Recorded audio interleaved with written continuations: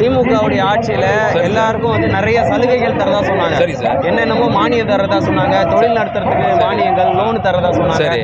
அதெல்லாம் உங்களுக்கு கிடைக்குதா? நீங்க எந்த விதமான தொழில் பண்றீங்க? உங்க தொழிலுக்கான லோன்லாம் ஈஸியா கிடைக்குதா இந்த திமுக ஆட்சியில? நான் ஒரு பெயிண்ட் வேலை செய்யறேன் சார். இந்த ஆட்சியில சொன்ன நிறுவனத்தை எதுவுமே நிறைவேற்றல. எல்லாமே பொய்யான நிறுவனத்து தான். மக்கள் என்ன பண்றாங்க, எல்லாமே ஏமாந்து போய் ஓட்டு போட்டு பதிவு துப்புரவு பணியாளர் இது செய்யறேன், கட்டட தொழிலாளி இதை செய்யறேன், இதை செய்ய சொல்லி சொல்லி சொல்லி பல பேர்களை ஏமாத்தி ஆட்சியை கைப்பிடிச்சானுங்க. ஆனா இதுல வந்து என்னன்னா, கஞ்சா கொள்ளை, கற்பழிப்பு இந்த நாட்டில் வந்து நடக்கிறதே வந்து இதுதான். புரியுதுங்களா? இந்த நாட்டில் நடக்கிறது வந்து இதுதான். ஆனா இந்த ஆட்சியை வந்து விரட்டி அடிக்கணும்ன்றாங்க. தமிழ்நாட்டு மக்களை விரட்டி அடிக்கணும்ன்றாங்க. இது கோலாங்கலாச்சு, கொலகார ஆட்சி, கொள்ளநீர் ஆட்சி, கற்பழிப்பு ஆட்சி, அதெல்லாம் சொல்றாங்க. மக்கள் வந்து யாரும் வேணான்றாங்க. இந்த ஆட்சி 2026 எடப்பாடி இதுக்கு முன்னாடி ஆட்சி எப்படி இருந்துச்சோ, அம்மா மறந்து பிறகு எடப்பாடி 4 வருஷம் ஆட்சி பிடிச்சாரு. அவர் சிறப்பாக இருந்தாரு.